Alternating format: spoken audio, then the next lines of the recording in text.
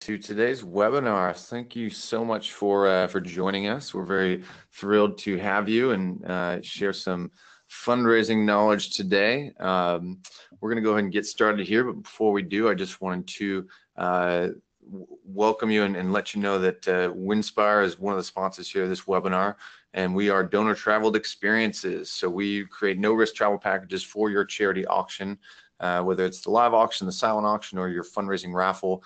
Our experiences are free to reserve for your fundraising event. There's absolutely no upfront cost to use them. You can sell them as many times as you can during the event, and then you keep all proceeds above the nonprofit cost. You can check out our catalog at winspireme.com or give us a call at 877-544-8555. We'd love to talk to you about your fundraising event and see how we can help round out your auction offering. With that, we're pretty proud of what we've been able to accomplish for nonprofits around the globe. We've been part of over 48,800 events globally. That's mostly in North America. We've serviced over 91,000 winning bidders, whisking them away on adventures around the globe, and we have a tremendous success rate. We interview all of our winning bidders to make sure that they have just an incredible experience, and you can see a lot of those testimonials on our website. We proudly raised almost just shy of $55 million for nonprofit causes since 2008 with our experiences. And if you'd like to learn more, again, you can check out our website to view a full catalog of our experiences or give us a call. We'd love to hear from you. Today's webinar, we're excited to welcome Jill McCarville, who's the VP of Marketing from iWave, and they are located all the way up in the very northeast corner of Canada. I think it's Prince Edward's Island is way out there. They're actually even an hour past East Coast time. Isn't that right, Jill? You're right. There you go. So my name is Ian Loth. I'm the VP of Marketing here at Winspire, and we always love bringing on new people to chat about various things that they're knowledgeable about. And what Jill knows a ton about, and what iWave does is they help nonprofits understand a whole lot more about their donor databases. So filling in donor database information, the wealth. It's kind of like a wealth index, learning more about who these donors are and how best to approach them for your major gift asks, whether it's around an event time or any time throughout the year. They provide a wealth of information and knowledge on how to do that. So we're going to be talking about that today during today's webinar, which is titled 3 Keys for More Confident Fundraising. Joe, why don't you take it from here? Thanks so much, Ian. Very happy to be on the webinar with you today and collaborating with Winspire, because I know you guys do some amazing things, and those were some huge numbers for the number of events you guys have been a part of. So that's awesome. Yeah, we love helping nonprofits raise money just like you guys do. Yeah, I think that's kind of one of the common themes that you'll hear today. The goal of both of our organizations is to help you, the nonprofits, raise more major gifts, do more of the good that you're already doing. So although the platforms and kind of what Winspire and iWave does are very different, that mission is kind of very similar. So great to collaborate with you guys.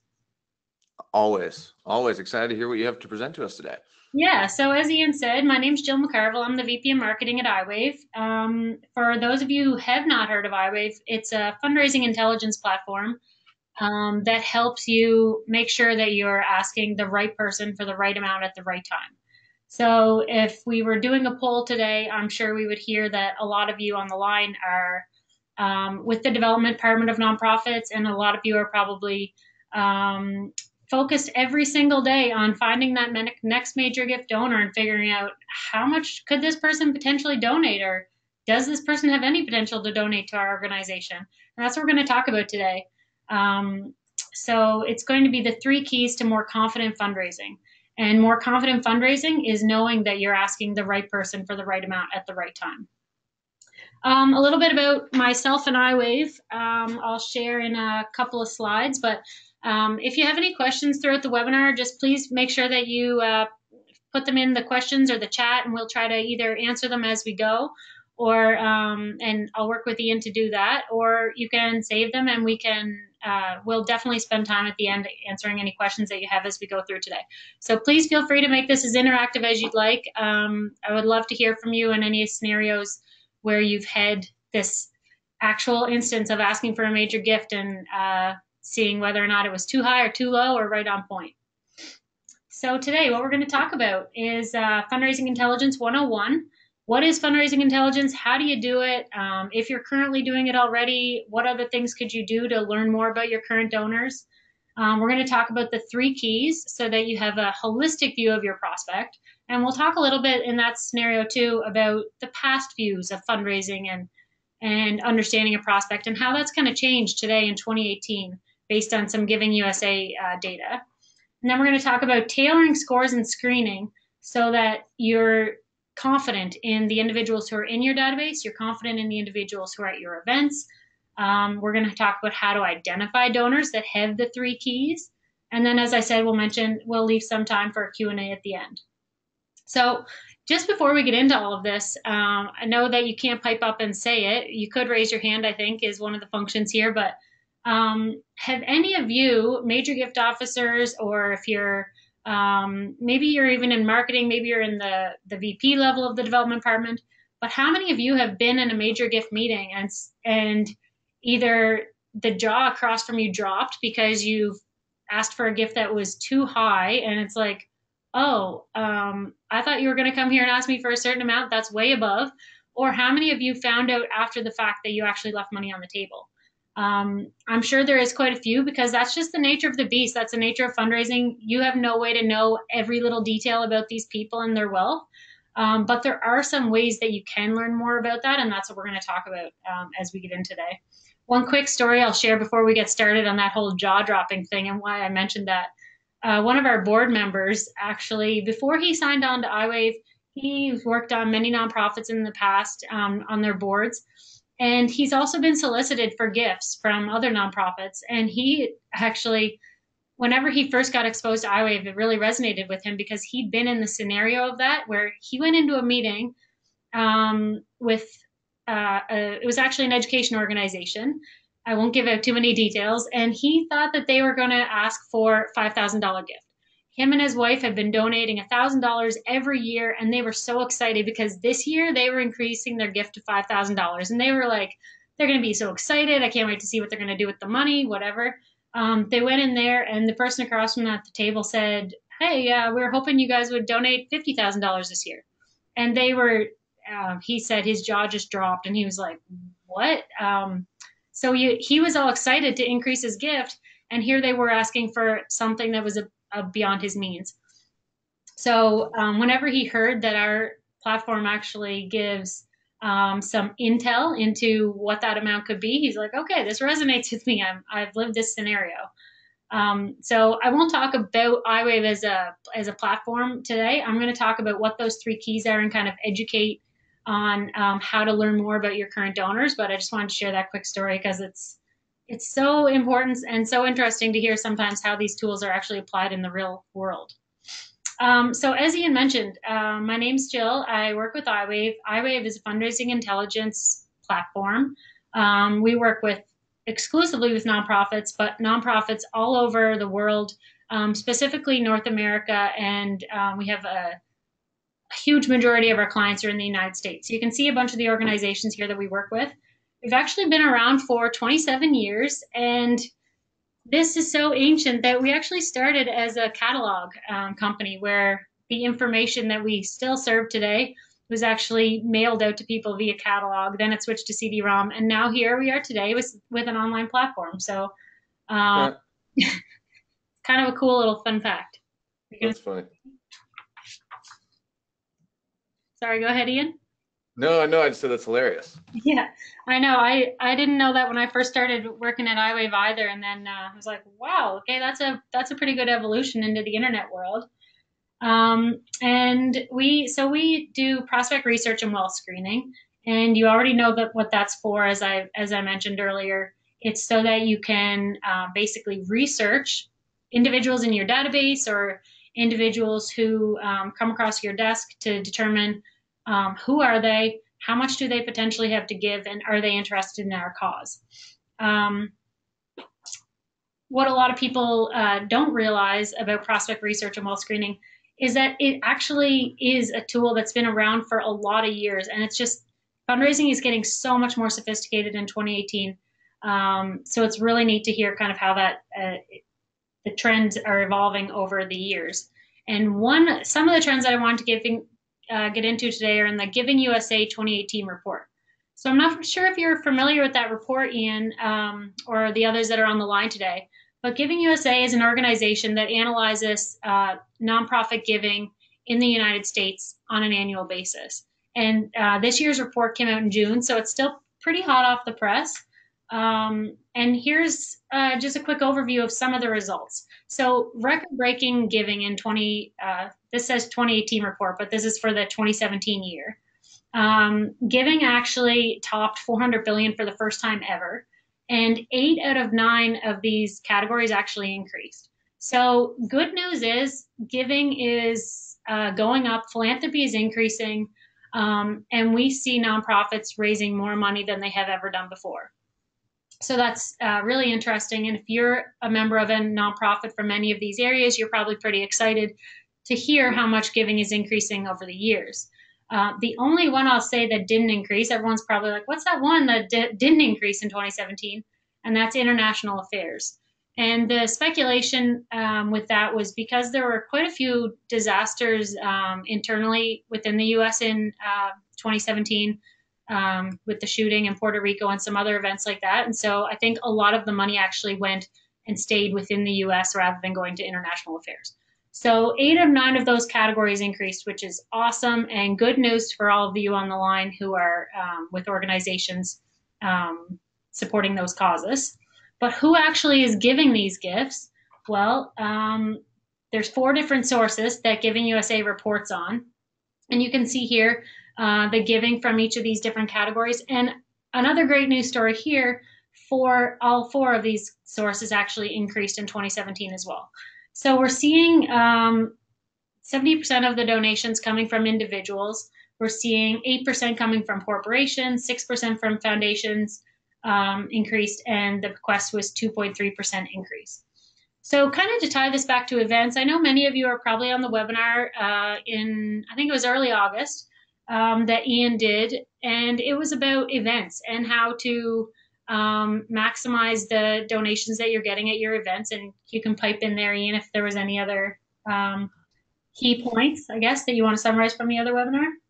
Yeah, no, we were just talking about how to use events to really identify those high net worth donors, right? Where iWave is really helpful, and what Jill is talking about today, what's helpful to actually get to know those donors.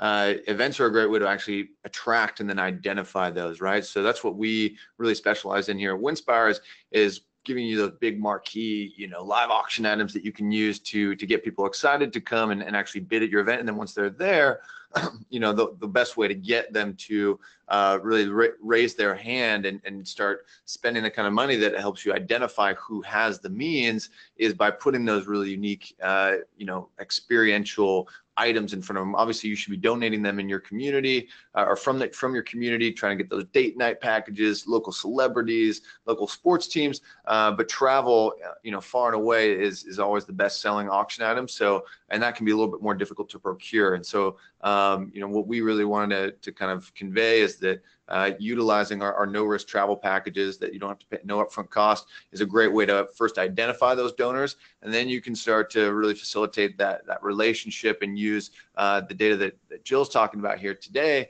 to turn that into a recurring, lasting donor after the event. Yeah. But yeah, definitely check it out. It's posted on our website if you want to go take a look. And so, Ian, I think the majority of people who are bidding on those events, probably it's always individuals. I would say it's foundations and corporations are never really kind of doing the bidding, are they?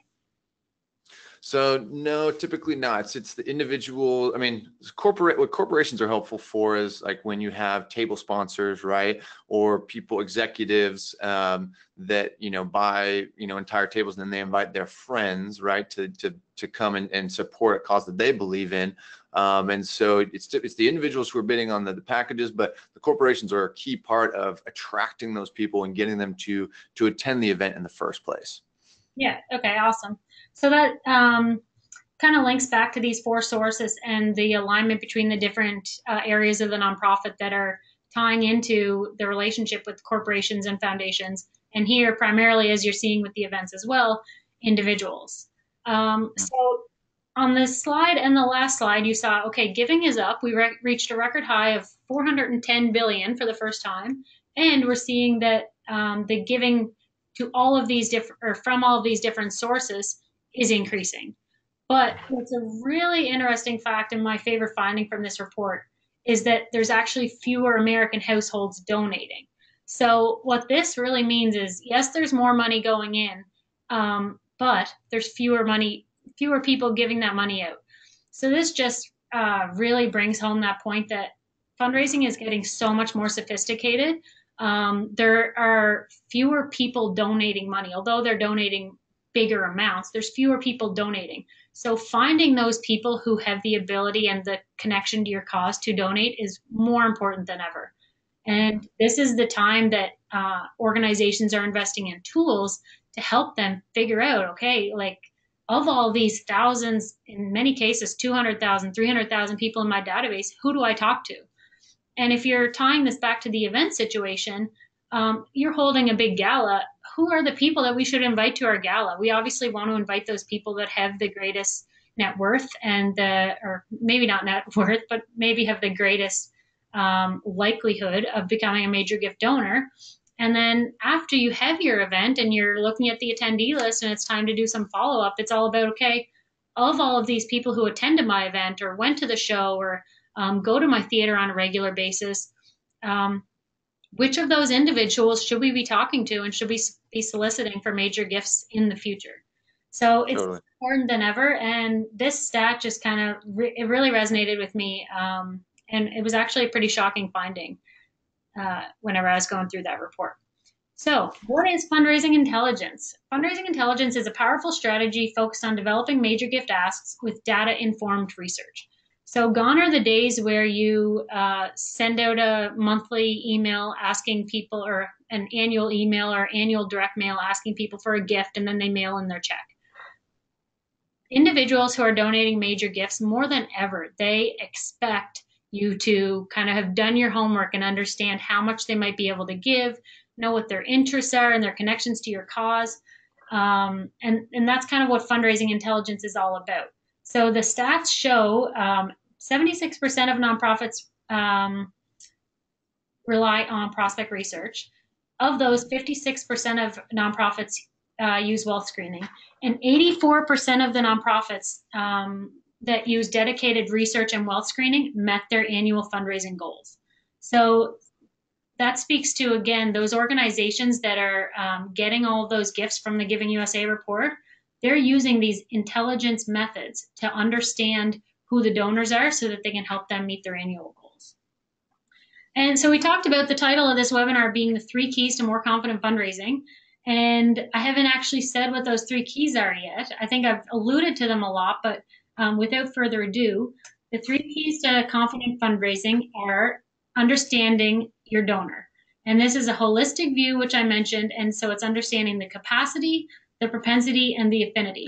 And I don't know if you've heard of these 3 words specifically before. You may have heard of kind of other variations of these words, such as ability or their linkage. But this comes down to, do they have money to donate? Do they have a history of giving that money away, aka are they a philanthropic person? And then do they have a connection to our specific cause? And so I always kind of think of this door image kind of sums it up for me. If you are casting out a really wide net and you're trying to find all the potential people who maybe could be major gift donors, the best place to start is, do they have capacity? If you figure out, yes, this person has wealth, it's like, okay, check that box off. Let's move into the next category. Of those individuals who have wealth, who actually is philanthropic? And then you find those individuals, your list gets a little bit smaller, and then you can check that off and move into the next doorway.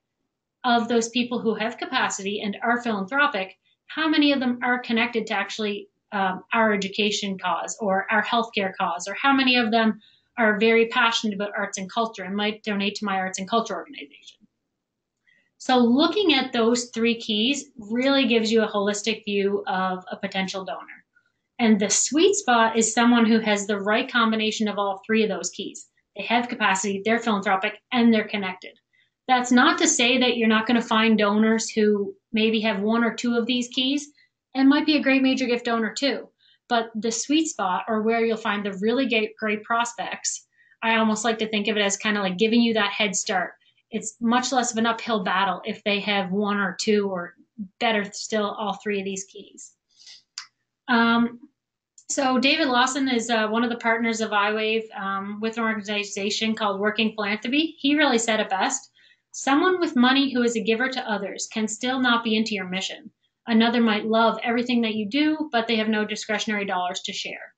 So if you're looking at two keys overlapping, I'll give you a couple of examples. Say someone has capacity, so they definitely have money and they're very philanthropic, but you're a hospital and they've never given to a healthcare organization. You can see that from their past giving history, all they ever do is give to humane societies or more human type benefits like that, then they might not be a great donor for you. Or likewise, if you're looking at someone who's very philanthropic, they volunteer all of the time, they're on boards, and they're very connected to your affinity. They're on your board, they're on other boards for organizations similar to yours. They might be a great volunteer, but they might not have the capacity to give. And then if you look at the other two, capacity and affinity, someone might have a lot of money, very high net worth individual. They may be very connected from an affinity standpoint, as that they're on boards or they go to events for organizations with a similar cause. But if they never give out any of that money, if you can never get them to donate, or if other organizations aren't getting them to donate either, then it's going to be harder. That propensity indicator isn't supported. So these are the three keys, and these are what helps give that real holistic view of your donor. Um, and some people would wonder, okay, well, why would I need to look at all three if I have great donors and they have capacity to give? We actually have organizations as clients who are really large, and they've actually said to us, you know what, we don't actually care about propensity and affinity, because as long as someone has wealth, we'll be able to turn them onto our cause and convince them to give. And that's awesome. But that just takes a little bit more time and effort, I would say. Whereas if you find someone who has that propensity and that affinity along with the capacity, it's that head start. It's you're halfway there. You don't have to educate them on your cause and educate them about being philanthropic. So the smaller organizations, we really see this resonating with, because they don't have the time to try to do all the education on philanthropy and all the education on affinity. So they want to see someone who has some piece of each of these three pies, and then they're the people that they want to talk to. Some further evidence to support this theory, I guess you would call it. This is from a book, The New Art and Science of Keeping Your Donors for Life. It actually talked about the chances of securing a major gift. So 20 to 40% chances of securing a major gift from a lapsed donor, 60 to 70% for securing a major gift from a current donor, and then it's less than 10% for a new prospect with no connection to your cause. So this supports what I was just talking about. If you're trying to talk to a brand new prospect with no affinity for your cause and maybe even no history of philanthropy, less than 10% of those individuals are going to pass over a major gift. If you're looking within your database at current donors, you have 60 to 70% odds of increasing that year's donation. Maybe by doing a little bit of research and trying to figure out, okay, they gave $5,000 to us, but we see with a little bit of research that they're actually giving $50,000 to these other three causes. They could probably give $50,000 to us. Let's set up a second conversation. And likewise, the odds are a little bit less with a lapsed donor, but a lapsed donor, you're still seeing that affinity or that connection to your cause. And so you're starting not at square one, but again, with a little bit of that head start. Any questions from you so far, Ian, or any that have come in that I should address before we get into the three keys a little deeper? No, it makes sense to me. Yeah, I mean, it's so key. These lapsed donors, right, there's such an opportunity there for just engaging with them properly, right, and just increasing by a few percentage points, right, or decreasing by a few percentage points just the number of lapsed donors that actually happen can have a huge impact on your bottom line, especially when you're talking about major donors who could be donating tens of thousands of dollars a year, right? So this is such a crucial point to make sure that you're focusing on these numbers and really keying on the causes of why it's happening. Yeah, absolutely. All right, so with that, let's dive a little bit deeper into these three keys, we'll call them. And we're going to start with capacity because capacity is the one that has tried and true been around in this industry for a very long time. To give you a little bit of background, that big school example I talked about, which they said, I don't care if they're philanthropic, I don't care if they have an affinity, just give me people that have a lot of money and I'm going to get them to give us a major gift. That kind of was the thinking of many nonprofits for a lot of years. And that was probably reflective of there being a larger pool of donors who were giving out money. But like that Giving USA trend said, and now that there's fewer donors actually donating greater funds, it requires a little bit more sophistication. So because of that, the industry has shifted to less of a very specific honed in view on capacity to a more holistic prospect view of seeing all the relation or the presence of the three keys in the various donors. One of the other reasons why capacity was the key indicator in the past is because real estate holdings, as you can see here, one of the pieces of information that's used to determine capacity, it's often one of the only pieces of information that you can find on your donors. So what is capacity? Capacity essentially just means, do they have what it takes to be a major gift donor? And have means, are they financially able to donate to your cause? So the 5 different types of information used to determine capacity are real estate holdings, income, charitable giving, stocks and assets, and political giving. And I won't get into this too detailed, but there's very sophisticated formulas for determining capacity, and many organizations have their own ways to determine capacity. But then there's other organizations who just kind of want a quick rule of thumb. Someone's attended your event and you're trying to figure out if they might have the ability to give, and you want to see, hey, do they have capacity? There are some quick rule of thumbs that you can use to determine the capacity based on all 5 of these different criteria.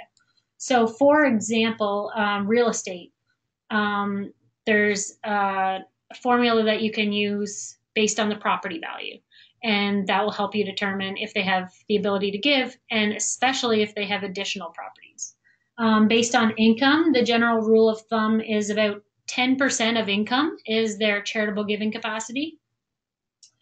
If you are basing it on their past charitable giving, you could average the total donations by year and then multiply that by 5.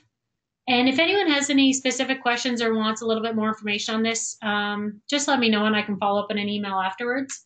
And then for political, there's if you look at their political contributions, their estimated gift capacity is about 20 times what their political contributions were. So there are these quick rule of thumbs to determine capacity, but there's also tools, such as the iWave tool, that have algorithms in the background that'll calculate the capacity based on all 5 of these different criteria. We can talk about that a little bit more. But as I mentioned ahead of time there, real estate holdings are really important because real estate is a public piece of information. It is something that for 80% of prospects out there, or you could use a rule of thumb of 80% of the people in your database, that might be the only piece of information that you're able to find. And that is why capacity has always been so important, because it was the one indicator that you could usually always figure out or get a rule of thumb for. And so that's how you do that, is with real estate. And I'll talk a little bit more about that as well. So capacity indicators, you're looking at things like, do they have a mortgage? Do they own stock? Do they have a very large income? If they don't have a mortgage, did they just pay off their mortgage, or did they purchase their house free and clear? Obviously, if you're looking at someone who purchased their house free and clear, they might be a wealthy individual. If you're looking at someone who has a primary residence free and clear and they have 3 other properties, probably a great individual to talk to. Do they have a really large income? Do they own stock, or better still, have they recently disposed of stock and thus might be able to donate a major gift? Another good indicator of capacity. So I'll spend a little bit more time on the real estate just because I said it's the one in many scenarios, it's the only piece of information you're going to be able to find.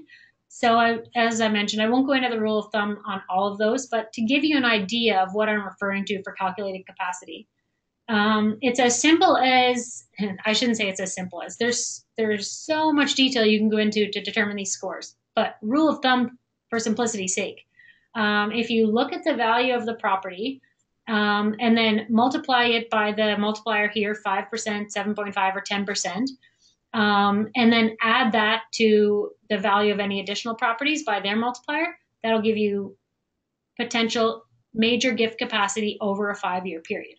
So in this situation that we have on the screen here, Joanne's major gift capacity, her Palo Alto home, which is her primary residence, 950 grand. So multiply that by the 7.5, and then add that figure to her secondary cottage that she has times the 10% multiplier.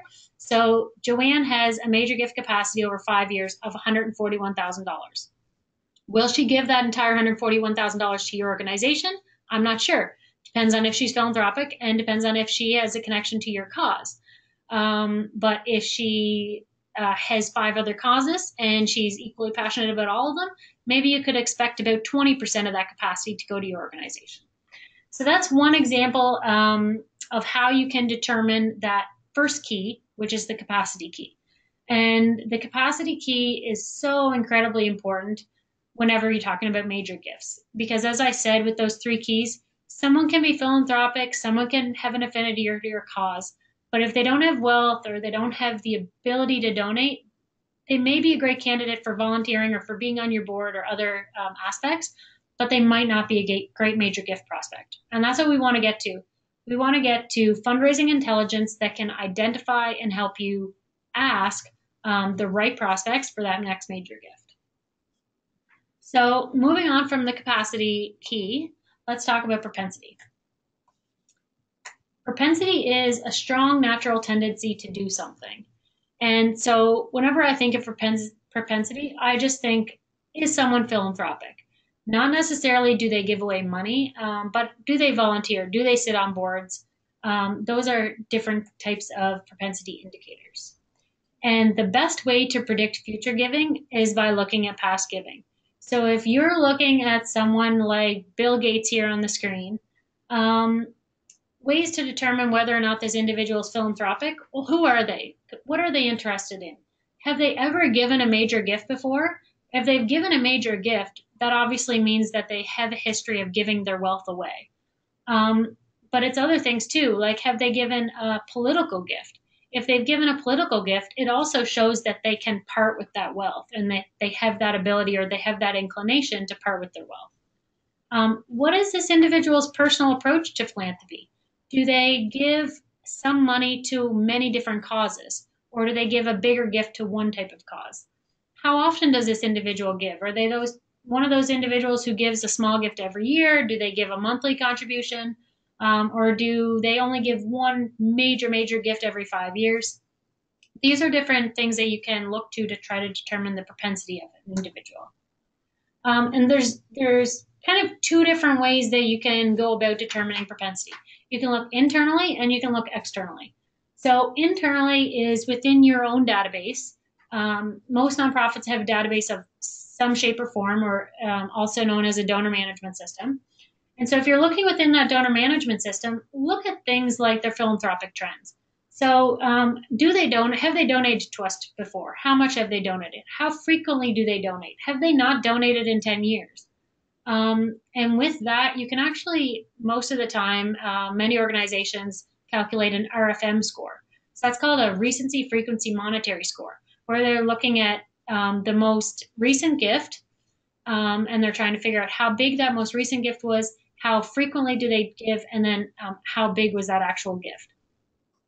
And many organizations use this score combined with an external score to try to determine someone who has excellent propensity to give. So as I said, you can look internally and analyze their giving to you.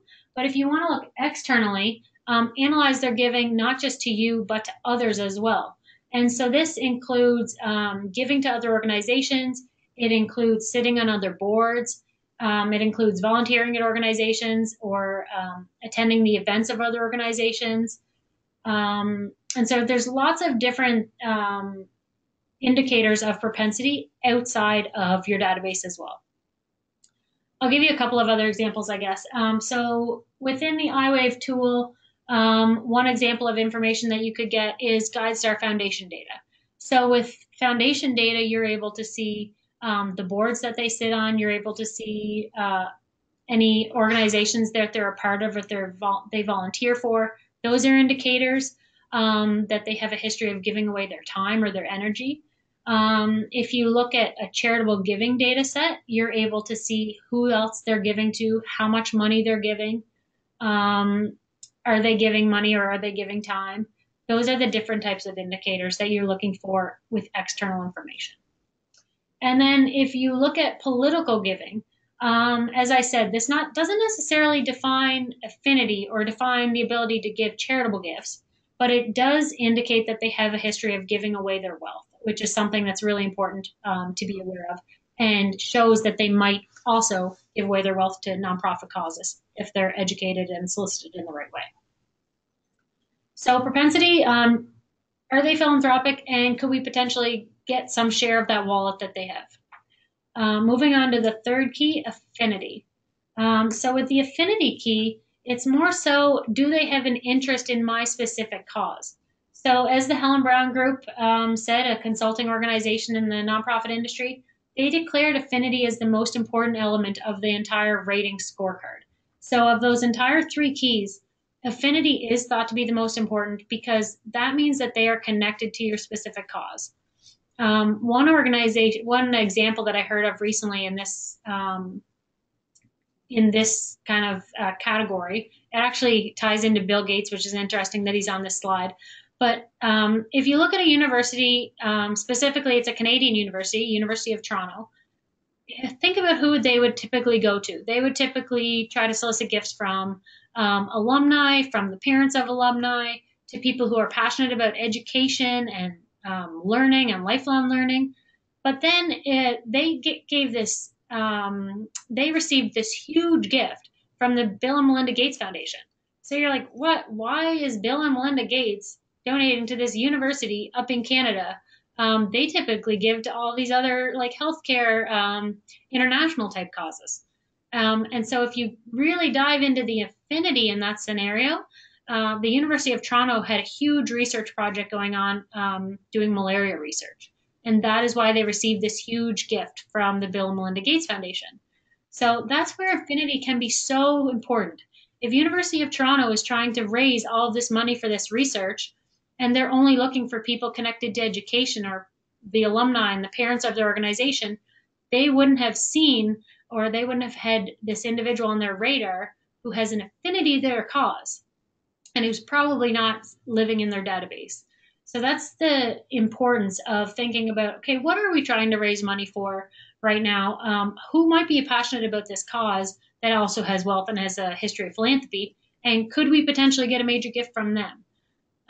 So that's the importance of affinity, and that was one example that I just thought was so cool because Bill and Melinda Gates would not have ever been on the radar of that University of Toronto organization.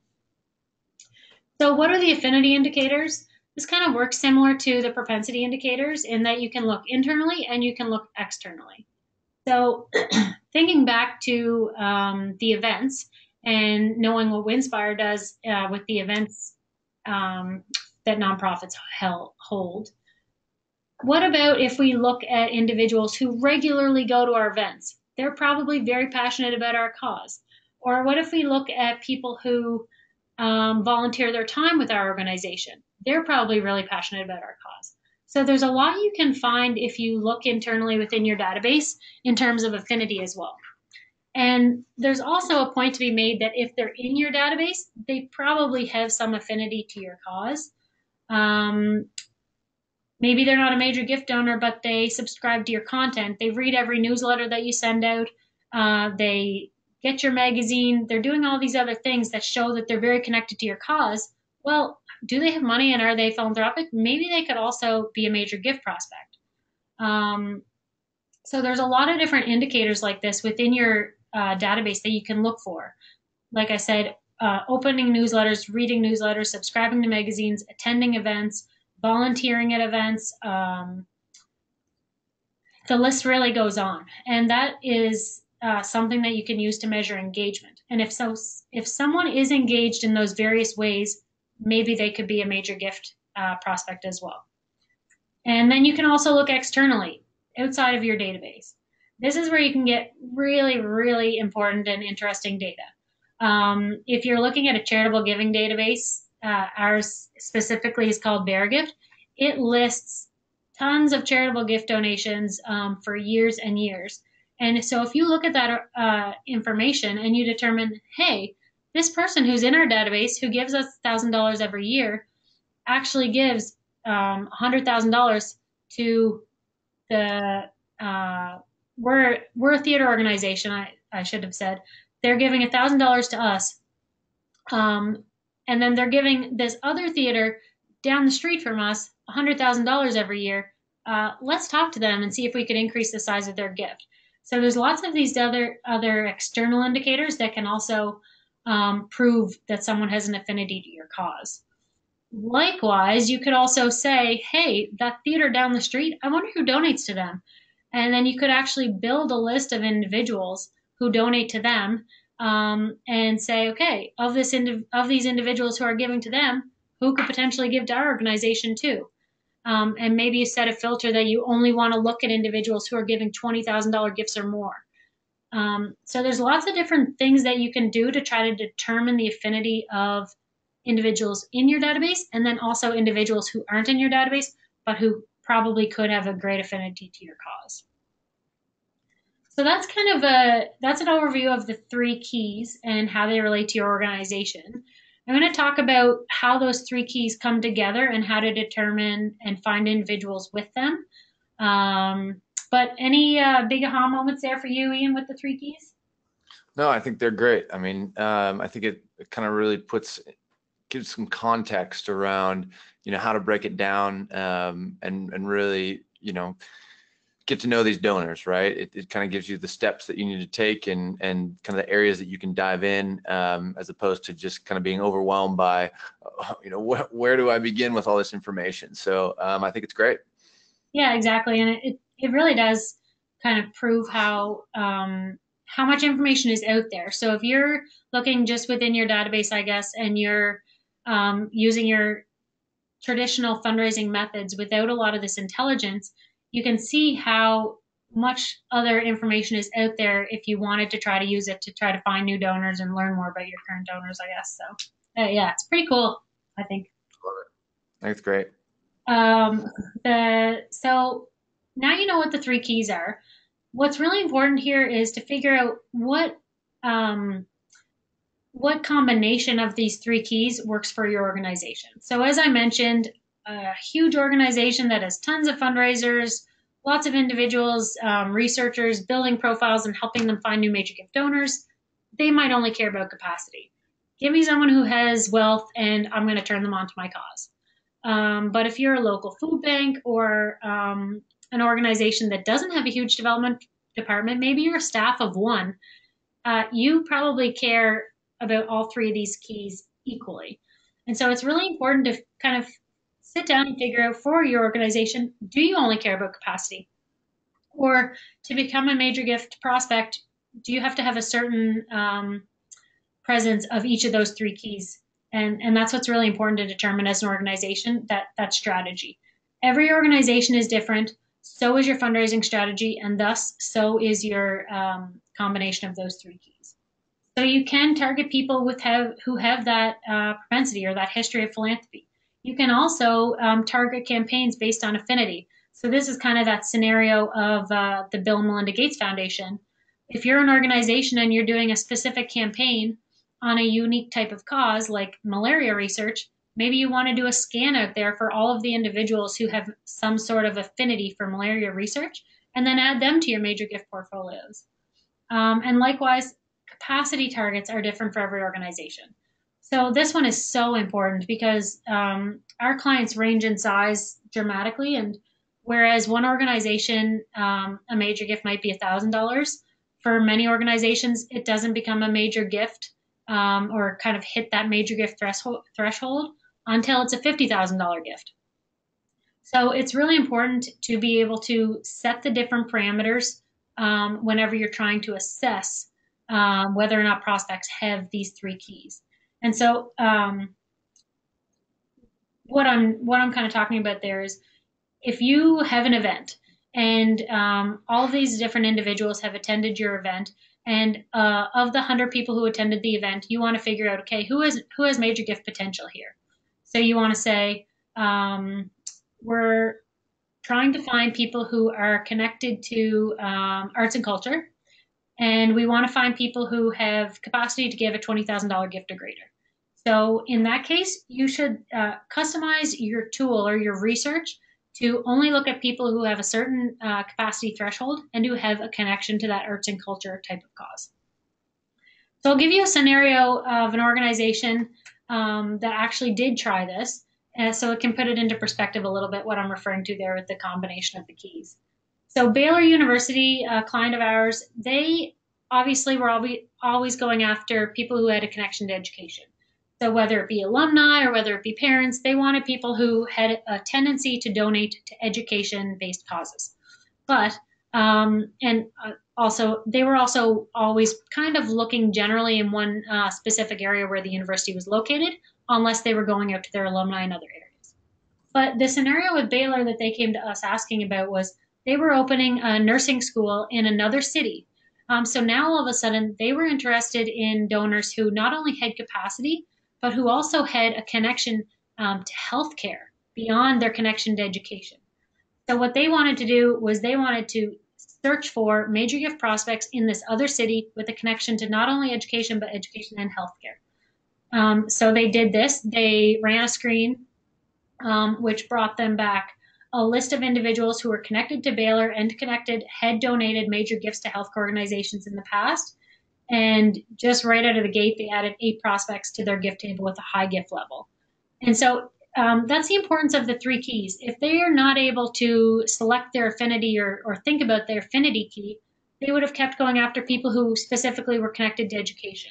But all of a sudden, when they start looking at people who have connection to education and who have given gifts to healthcare, they may find new donors that they never knew about before that have potential to give to their cause.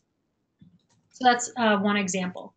So how do you actually apply these 3 keys? You've learned what they are. You've kind of learned how to think about tailoring them to your organization and your different campaign.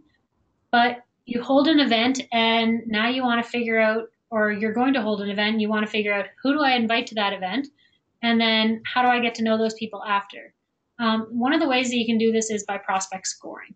So scoring is one of those pieces of the fundraising intelligence pie that helps you determine whether or not prospects have the right combination of the 3 keys and whether or not they're a great major gift prospect.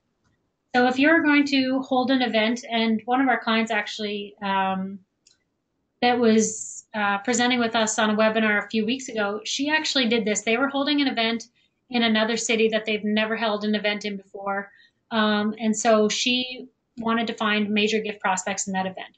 So she built a list of all of the people who lived in that zip code, and then she screened those individuals so that she could get scores. And then she went, and anyone who scored a 4, which is the top score, she invited them to the event. She did this a couple of years ago, and she's now started doing that every single year for every event that they do, and inviting anyone who scored a 4 or more to the event. And that score of 4 meant that, as you can see in the diagram there, this lady has a score of 4. She has a capacity of 4, which is the top score you can get. She has a philanthropy or propensity score of 3. She only has an affinity score of 2, but that obviously means that this organization really cares about capacity, and so she still scored a 4 and had a great probability to go to that event. So that's one of the ways that you can apply the scores of the 3 keys to try to use your fundraising intelligence. And what does the score break down to? So it breaks down to the three areas: propensity, affinity, capacity. And as I mentioned before, you choose the weighting of the three keys. So if all you care about is capacity, then you're going to want your score to reflect someone who has a really high capacity. Or if you're hosting a campaign that you really want people who have a strong connection to your cause, you can increase the weighting that is put on affinity so that you're only seeing people who have capacity and affinity to your cause. So using scoring is something that can really help filter down a list of individuals or a whole group of people in your database to kind of funnel out those top prospects. And screening is another way that you can use to identify these donors. So if you have a database of 200,000 people and you're holding an event or starting a campaign and you want to figure out, okay, of all these people in my database, how do I determine which ones have the greatest major gift potential? You can actually screen a segment or a whole piece of that database to determine and filter out those people that have the high scores. So the score of 4 or more, and then obviously start with those 4 individuals. Or start with the individuals who scored a 4 and spend your time adding them to the major gift portfolio of your fundraisers and seeing if they could be major gift prospects for your organization. So I'll give another example of a way that you can apply screening to have more confidence with your fundraising. So this was one of our clients, Marissa Todd. She works at the Nelson Atkins Museum of Art. And she started with this organization at a time when they were trying to determine, do we have the capacity to enter into a campaign? They had a big database of 200,000 people, but they didn't know the quality of the wealth and the philanthropy and the connection of those individuals in the database. So they screened 2,300 names, which is just 1% of that list.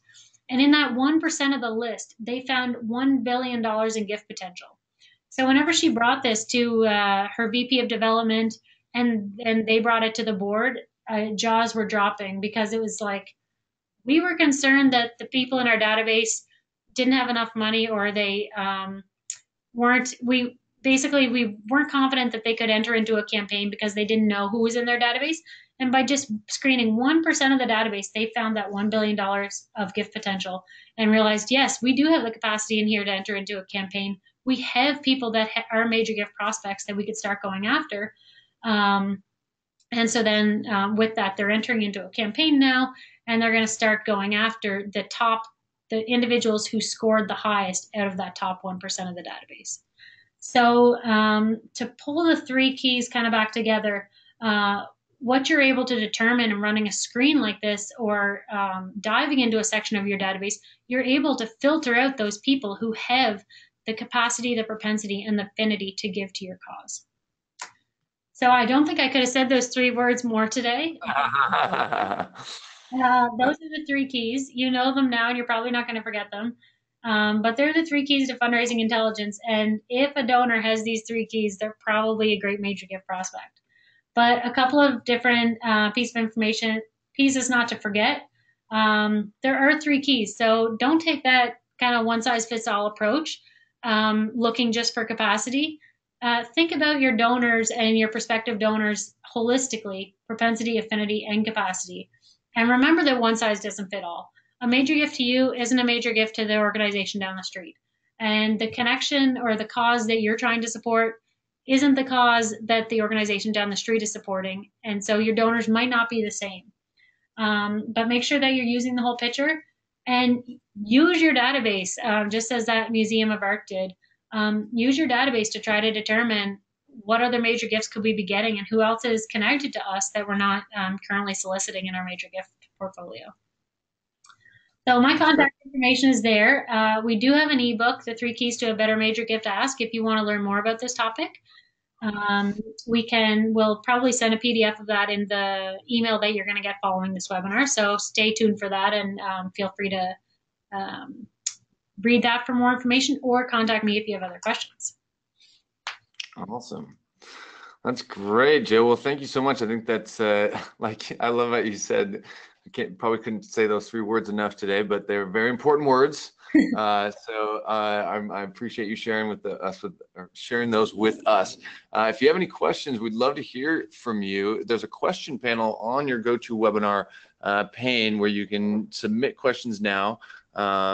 If you wanted to learn more from Jill, she has her contact information. We're going to be sending out a thank you email to all of those with the recording, to all those who registered, and perhaps with some handouts from Jill as well. So again, thank you so much, Jill.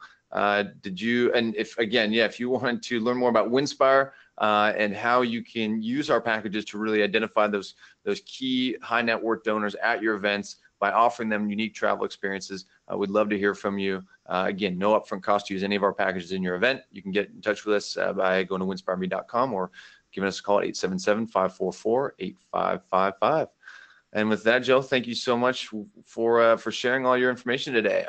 Oh yeah, before we leave, we have a giveaway that we're doing. We're going to be giving away a $1,200 travel package to all of our Winspire News subscribers. So if you are a blog subscriber, you can win. Our next drawing is going to take place in September.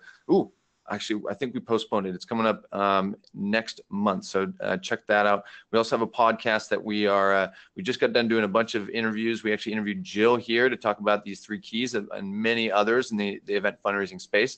You can check that out, Events with Benefits, wherever you get your podcasts, or eventswithbenefits.com. Check us out, and thanks again for sharing with us all that you know today, Jill. I really appreciate it. Awesome. Yeah, thanks for having me, Ian. Awesome, guys. Stay tuned for more free webinars coming up very soon.